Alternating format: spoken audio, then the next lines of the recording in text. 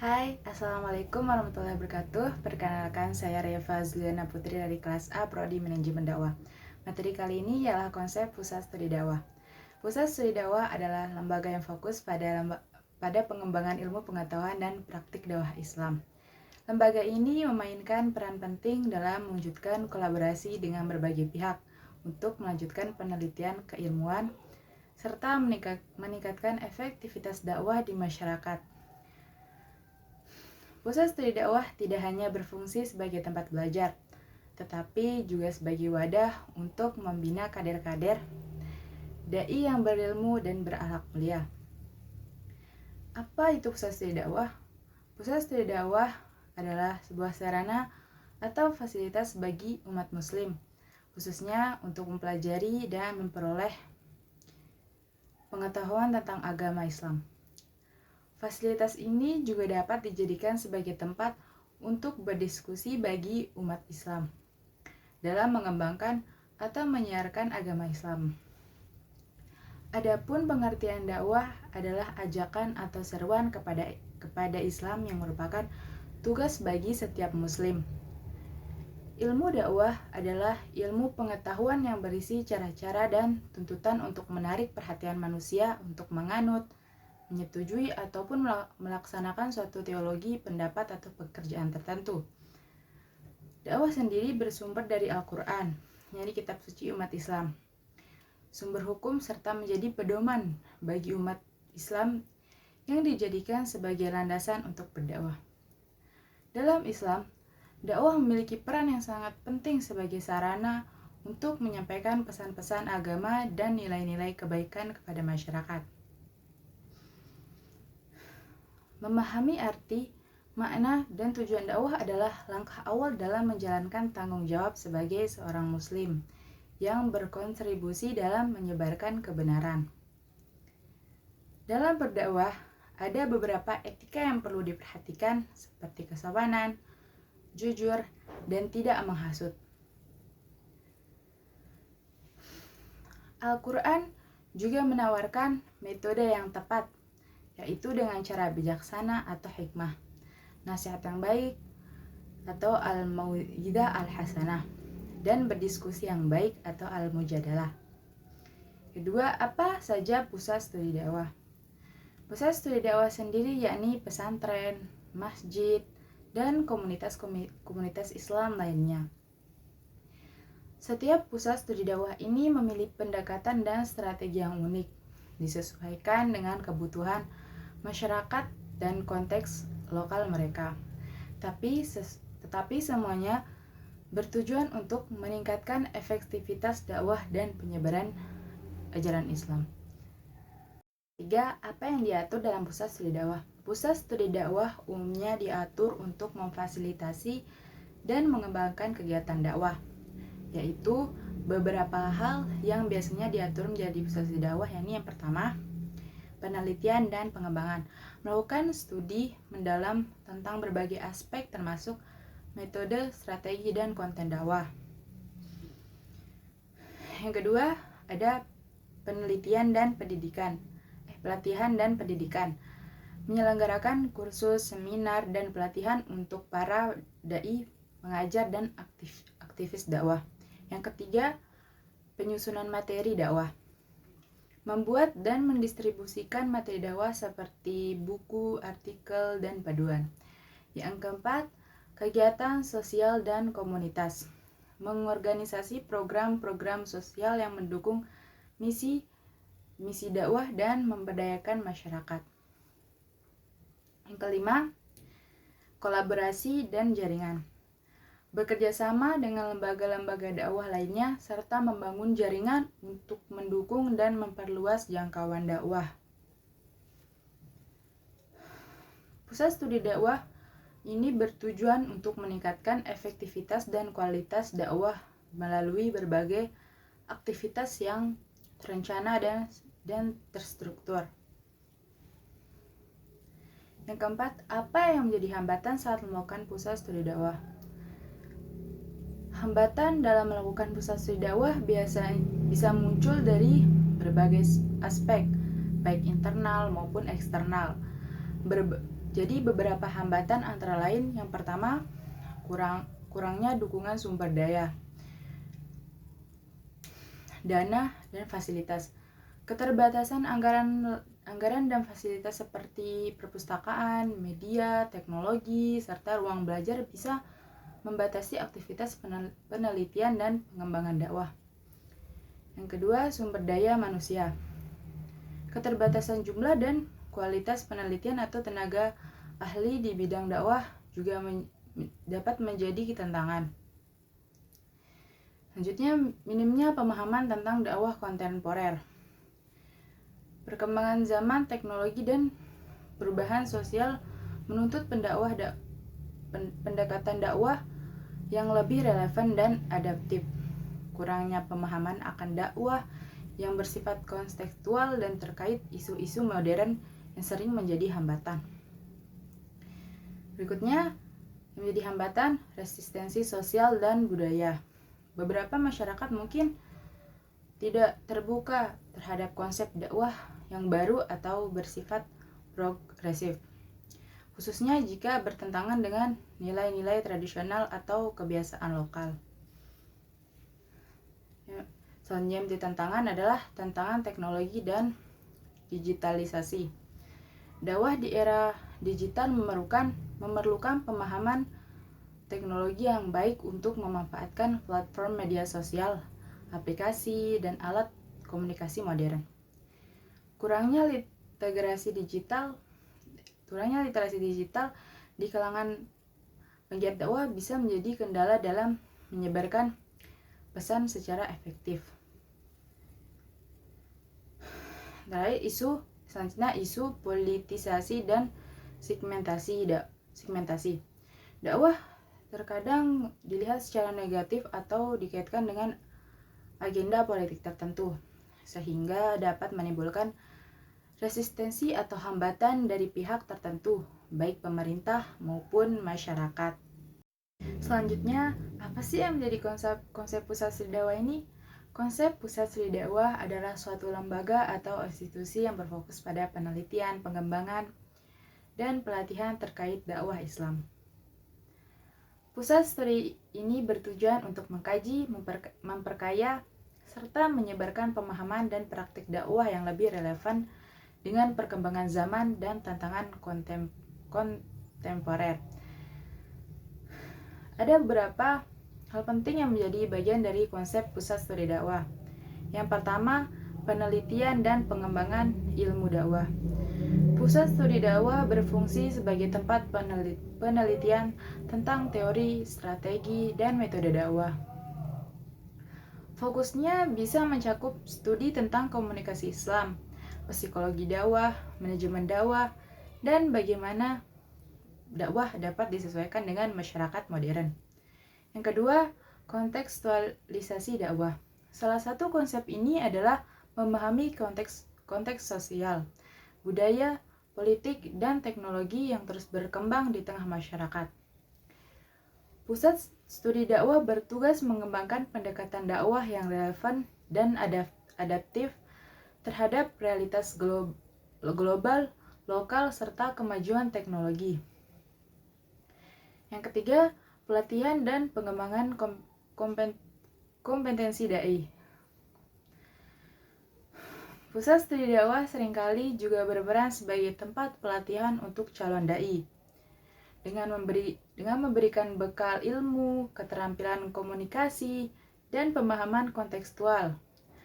Pelatihan ini meliputi kemampuan menyampaikan pesan Islam yang bijaksana, inklusif, dan penuh hikmah sesuai dengan tantangan modern. Yang keempat, kajian multidisipliner. Dakwah bukan hanya terkait dengan agama serta eksklusif, melainkan juga beririsan dengan berbagai disiplin ilmu seperti sosiologi, antropologi, politik, ekonomi, dan media. Pusat studi dakwah mengadopsi pendekatan multidisipliner untuk mengembangkan pemahaman yang lebih holistik tentang dakwah.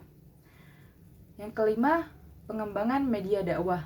Mengingat era digital dan media sosial yang berkembang pesat, pusat studi dakwah juga berfungsi sebagai tempat untuk mengembangkan konten dakwah yang inovatif, baik melalui video, tulisan, podcast, maupun media sosial. Ini bertujuan untuk menjangkau audiens yang lebih luas dengan cara yang lebih efektif. Dan yang keenam, membina jaringan dan kolaborasi. Pusat studi dakwah juga berfungsi sebagai penghubung bagi berbagai pihak yang berkaitan dengan dakwah, baik itu akademisi, ulama, lembaga sosial, ataupun pemerintah. Kolaborasi ini penting untuk memperkuat dakwah dan memastikan bahwa pesan yang disampaikan relevan dan dapat diterima secara luas. Yang ketujuh, mengkaji isu-isu kontemporer. Pusat studi dakwah memiliki tanggung jawab untuk mengkaji isu-isu kontemporer seperti pluralisme, radikalisme, sekularisme, globalisasi, dan bagaimana dakwah dapat memberikan solusi yang konstruktif terhadap tantangan-tantangan ini dari perspektif Islam. Yang terakhir, yang kedelapan, penyebaran nilai-nilai rahmatan lil alamin. Salah satu tujuan dakwah adalah menyebarkan Islam sebagai agama yang membawa rahmat bagi seluruh alam.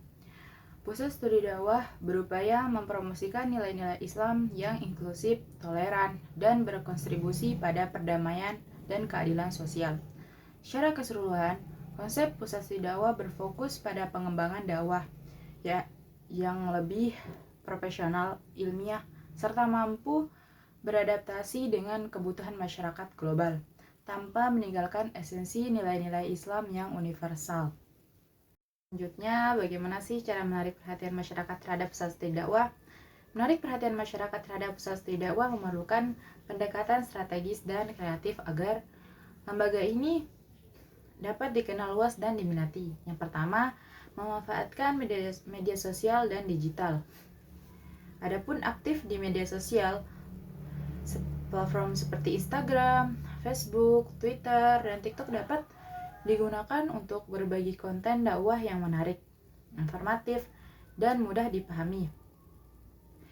Konten dapat berupa kutipan, video pendek, infografis, atau berita inspiratif.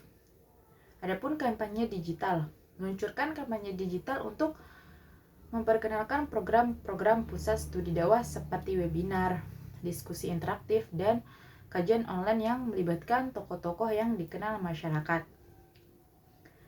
Berikutnya, adakan acara podcast atau video series. Buat serial podcast atau video di YouTube yang membahas topik-topik seputar dakwah kontemporer. Undang pakar atau tokoh agama untuk membahas isu-isu terkini dengan pendekatan yang relevan dan ringan. Yang kedua, mengadakan kegiatan yang menarik dan partisipatif, seperti event atau seminar. Selenggarakan seminar, lokakarya, atau talk show tentang isu-isu yang menarik perhatian publik seperti dakwah di era digital, printing Islami, atau peran agama dalam kehidupan sehari-hari. Selanjutnya, seperti webinar gratis. Tawarkan webinar gratis untuk memperkenalkan pusat studi dakwah serta materi-materi yang bermanfaat, seperti topik dakwah di era media sosial atau Islam dan pluralisme bisa menarik minat audiens yang lebih luas. Adapun pelatihan praktis, adakan pelatihan singkat terkait dakwah seperti public speaking, komunikasi efektif, atau cara membuat konten dakwah kreatif di media sosial. Pelatihan yang memberikan manfaat langsung akan lebih mudah menarik perhatian. Yang ketiga, kolaborasi dengan tokoh masyarakat dan influencer. Gandeng influencer muslim, kerjasama dengan influencer atau public figure yang memiliki pengikut luas di media sosial. Itu bisa membantu memperkenalkan pusat studi dakwah dan mereka bisa menjadi brand ambassador untuk memperluas jangkauan pusat studi. Adapun mengundang tokoh terkenal, mengundang tokoh masyarakat atau ulama ternama sebagai pembicara dalam acara-acara pusat studi dapat menarik audiens yang lebih besar karena popularitas dan pengaruh mereka itu adalah kerjasama. Pengaruh mereka itu dapat luas jangkauannya dengan komunitas-komunitas muslim seperti organisasi pemuda Islam, majelis ta'lim, atau komunitas hobi untuk memperluas jaringan dan meningkatkan keterlibatan masyarakat. Dan yang keempat, menyediakan program yang relevan dengan kebutuhan masyarakat. Ada kajian aktual dan kontekstual. Buat program-program kajian yang membahas isu-isu terkini yang relevan dengan kehidupan masyarakat seperti etika media sosial, kehidupan Islami, atau entrepreneurship dalam Islam. Topik yang praktis dan berhubungan langsung dengan kehidupan sehari-hari akan lebih mudah menarik perhatian masyarakat. Adapun layanan konsultasi, sediakan layanan konsultasi terkait masalah dakwah, keluarga, atau sosial yang bersifat Islami. Layanan ini bisa menjadi salah satu daya tarik karena membantu masyarakat memecahkan masalah mereka secara langsung. Yang kelima, membangun website yang interaktif dan informatif. Website yang mudah diakses adalah website yang interaktif dan informatif dan user friendly. Website ini harus menjadi pusat informasi tentang program kegiatan, publikasi, dan layanan yang ditawarkan oleh pusat studi dakwah. Adapun publikasi artikel dan riset. Secara rutin publikasikan artikel atau hasil riset yang membahas masalah-masalah dakwah kontemporer. Konten yang berkualitas akan menarik audiens yang tertarik pada kajian yang mendalam. Yang keenam, membuat program pengabdian masyarakat atau kegiatan sosial. Pusat studi dakwah dapat menyelenggarakan kegiatan pengabdian masyarakat seperti bakti sosial, bantuan kemanusiaan, atau program beasiswa. Ini bisa menarik perhatian masyarakat karena pusat studi dakwah tidak hanya fokus pada kajian akademis, tetapi juga aktif memberikan kontribusi kepada masyarakat. Program dakwah di lingkungan tertentu menyusun program dakwah di sekolah, kampus, atau lembaga-lembaga lokal yang melibatkan masyarakat dalam kegiatan yang membawa manfaat langsung akan membuat pusat studi dakwah lebih dikenal dan dihargai. Dengan memanfaatkan strategi-strategi ini, pusat studi dakwah dapat lebih dikenal oleh masyarakat luas dan menjadi lembaga yang relevan serta diandalkan dalam bidang dakwah dan kajian Islam. Adapun yang terakhir adalah salah satu ayat tentang konsep pusat studi dakwah yang berbunyi A'udzu billahi minasyaitonir rajim. Bismillahirrahmanirrahim. Ud'u ila sabili rabbika bil hikmati wal mau'izatil hasanati wajadilhum billati hiya ahsan. Inna rabbaka huwa a'lamu biman dhalla an sabili wa huwa a'lamu bil muhtadin. Yang artinya, serulah manusia ke jalan Tuhanmu dengan hikmah dan pengajaran yang baik serta debatlah mereka dengan cara yang lebih baik. Sesungguhnya Tuhanmu dialah yang paling tahu siapa yang tersesat dari jalannya dan dia pula yang paling tahu siapa yang mendapatkan petunjuk. Sekian materi kali ini. Jika ada salah kata, mohon maaf. Wassalamualaikum warahmatullahi wabarakatuh. Audio Jungle.